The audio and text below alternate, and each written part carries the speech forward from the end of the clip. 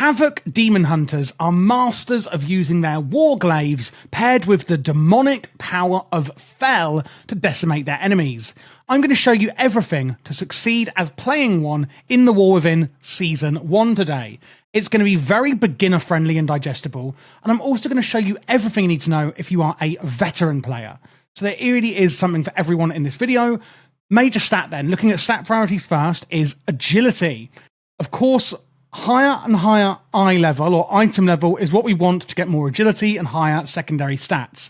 I would generally follow this priority of stats here for your secondary stats, but really you should only be looking at comparing these if you are comparing an item or two items of the same eye level.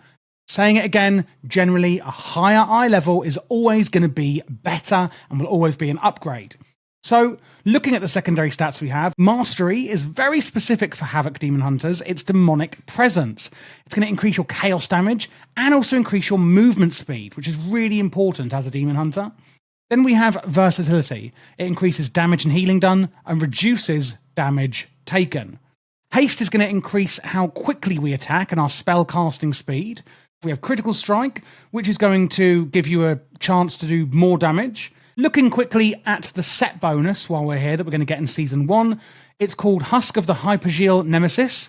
The 2 set means that our Blade Dance ability does 20% more damage, very simple.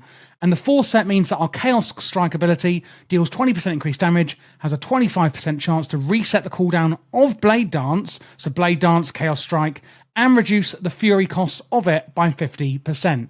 So that is the main 2 abilities that our set bonus is working around in this season. If you don't know these abilities, don't worry, I'll be talking over them in full shortly. So now we're going to have a look at some of the utilities and defensives, etc. that we do have available to us as a Demon Hunter in TheWarWithin. So, generally, the ones I'm showing you are what I like to consider the most important that you need to know about. There's always going to be bits and bobs that you may not know or that may be lurking in your spellbook, and I would advise that once you're more comfortable with the new rotation, etc., that you just make yourself familiar with what you do have available, especially if you are a beginner. So on the left here, we've got the first one, which is Vengeful Retreat. Remove all snares and vault away, like that. Nearby enemies take damage and they have their movement speed reduced by 70% for 3 seconds. So we're going to get out of the way and we're also going to actually slow down our enemy at the same time. Then we have Glide, which reduces your falling speed. This is, again, a very niche one. It depends when we're going to use this. You can activate this ability while jumping and falling. You can see here I'm gliding down, and this isn't on a cooldown either, meaning you can use this pretty much whenever you like. It can get you out of some really sticky situations on certain bosses, etc., that may throw you into the... We then have Disrupt, and this is literally our interrupt, or otherwise known as a kick. And this is the way that we are going to interrupt our enemies' spellcasting pretty simply. And if you are a beginner, I must let you know that interrupting spellcasting is incredibly powerful and important in both Mythic Plus and PvP. Raiding, not as often, but it still can be important on certain bosses that need interrupts. But you should be interrupting spellcasting whenever you possibly can on your... Then we have Imprison. This is going to imprison a demon, beast, or humanoid, incapacitating them for an entire minute. You cannot damage them, or that will interrupt the effect. So again, it is only actually applicable to certain types of enemies, that being demons, beasts, or humanoids. Then we have Metamorphosis. This is something I'm going to cover more in the rotation part. However, it's a really, really useful cooldown that I want to make you aware of now. So as you can see, you go into, Big Daddy Demon mode, leap into the air and land, dealing chaos damage to enemies within 8 yards, and then stun them for 3 seconds. Players are dazed for 3 seconds instead. Say if you do it in PvP, basically, it's 3 seconds instead. Upon landing, you are transformed into a hellish demon for 20 seconds, greatly empowering your Chaos Strike and Blade Dance abilities and gaining 20% haste and 12% leech. So you can see leech on here. So basically these are, we have our primary stat ability, our secondary stats, crit, haste, mastery, verse, and then leech is what I like to call a tertiary stat. And we have leech, avoidance, and speed. Speed, speeding you up. Avoidance, meaning you can avoid AoE damage. and leech meaning that, of course, you return a portion of damage back as healing. So you're only going to see that on your stats when you have some of it. If you don't have any leech, avoidance, or speed, you won't see the stat on your... Then we have darkness, summoning darkness around you in an 8-yard radius, granting friendly targets a 15% chance to avoid all damage from an attack. Chance to avoid damage is increased when not in a raid. So if you're on your own or you're in a party, like a Mythic Plus group or a dungeon group, then that chance is massively increased. Then Sigil of Mastery, you can see it places this sigil on the floor. When the enemies then touch it, like they just did, they are going to cower in fear and be disoriented for 15s. And those are the main utilities and sort of defensive abilities, etc., that we've got available to us as a Demon Hunter in Season 1, Patch 11 of TheWarWithin. Like I said before, do look through the Demon Hunter talent tree and the spell book, because there sometimes are other utilities that may have more niche uses, but for any beginners watching, or just people coming back to TheWarWithin or looking at the new rotations for it, I don't want to overwhelm you. Now let's actually look at the rotation, etc., that we are going to be using in PvP. So, to start off, we're going to go in with this rotation here as our kind of burst, damage and rotation. Go in with Blade Dance, striking your primary target and nearby enemies. Then we're going to use our Eye Beam, blasting targets in front of you and dealing again reduced damage beyond 5 targets. Generally not really fighting many people anyway. When it finishes channeling, your haste is then increased, which is when we want to then use our Metamorphosis cooldown. Leap into the air, dealing explosive damage to our enemies and transform into a Hellish Demon, empowering your Chaos Strike and Blade Dance and gaining more haste and leech. Then we're going to use Chaos Nova, basically stunning all enemies, then use Essence Break, slashing enemies in front of you for chaos damage and increasing the damage of your Chaos Strike and Blade Dance.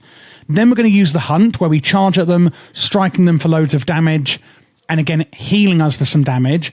And then we're going to use our Blade Dance, but because we'll be in Metamorphosis, it will have actually been enhanced from Blade Dance into Death Sweep, so use it there. And then use Annihilation, which is usually Chaos Strike, but again will be enhanced by Metamorphosis into Annihilation. Then we're going to use something called Reaver's Glaive. This is your throw glaive, but it's enhanced by the hero talents, which I'll be talking you through shortly. And then it's going to be Eye Beam again, and then use your Fell Blade if they're trying to get away from you, and then again use Annihilation. You can see here Death Sweep and Annihilation because we're in Metamorphosis. And pretty much that rotation is what we're going to be using to burst down our enemies. It's pretty simple. Technically, it's a lot simpler than the PvE rotation, let me tell you. We do have an all right amount of utilities, not as much as some classes.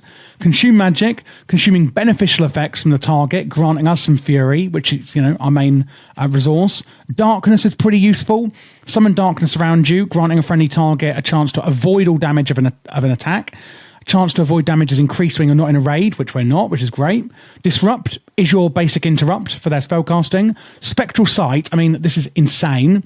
Allows you to see through enemies, treasures, and physical barriers. This will let you see through stealth enemies as well, which is the big, big boon in PvP.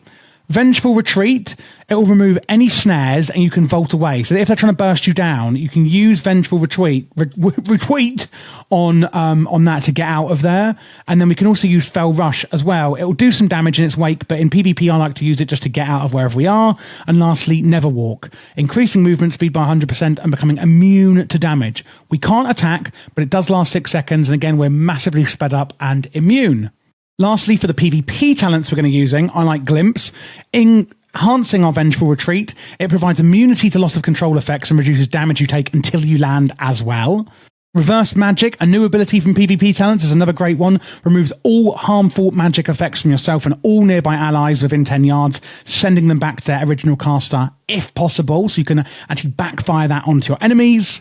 And Detainment imprisons PvP duration is increased by a second and targets become immune to damage and healing while imprisoned. Meaning we can use this ability here, imprisoning a humanoid, which your enemies will be, incapacitating them for an entire minute, and they will not be able to be healed with that PvP talent when we are using it.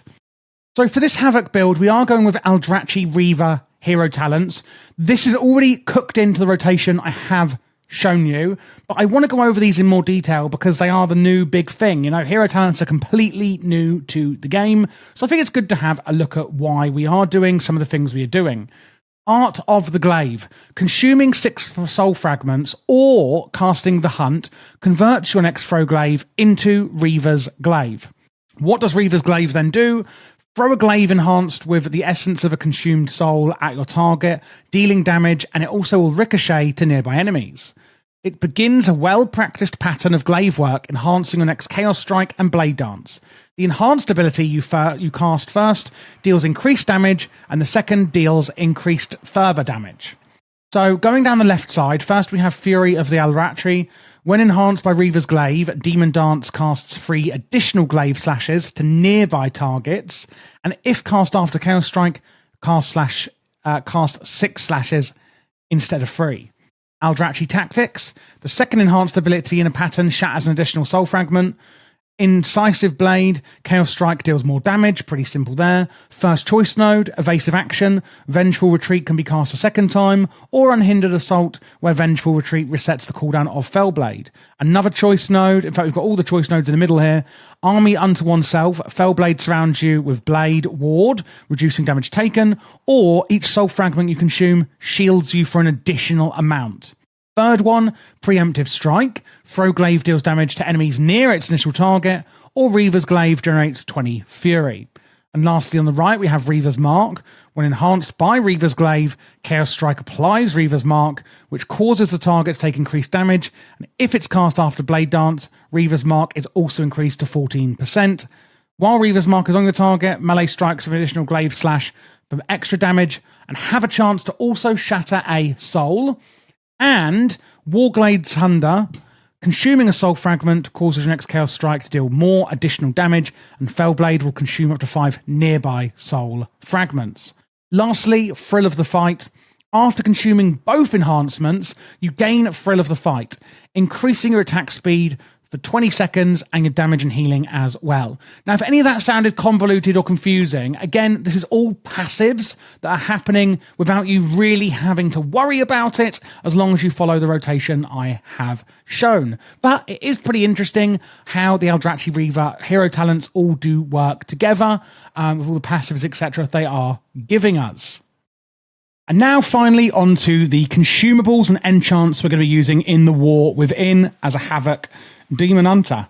So we are going to be going off from the weekly vault with these Nerubian Gem Weavers. This is the new way to add sockets to your gear with the weekly vault, and you can do this on the head, wrist and waist. You can now also add 2 gem slots to your neck and each ring.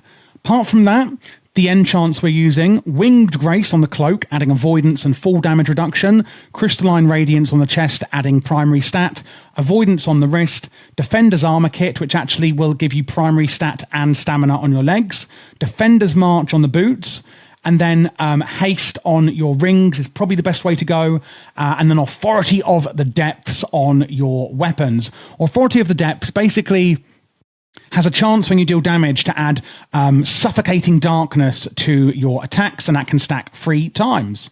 Now, looking at the actual consumables, I would generally go with the Tempered Versatility, just for better all-round damage reduction and damage increase. Feast of the Divine Day for your primary stat. A Tempered Potion is really interesting. This is actually going to give you all of the secondary stats as a potion that you are not using on your flask or file.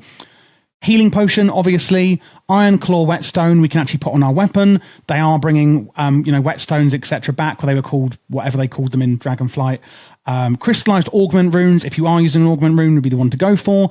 And then on the sockets, we're going with Culminating Blasphemite. Basically, this epic gem will increase your primary stat and also increase your critical effect, depending on how many different coloured gems you're wearing. So we do want to wear a Ruby, Sapphire, Emerald, and Onyx to get the full effect from that gem.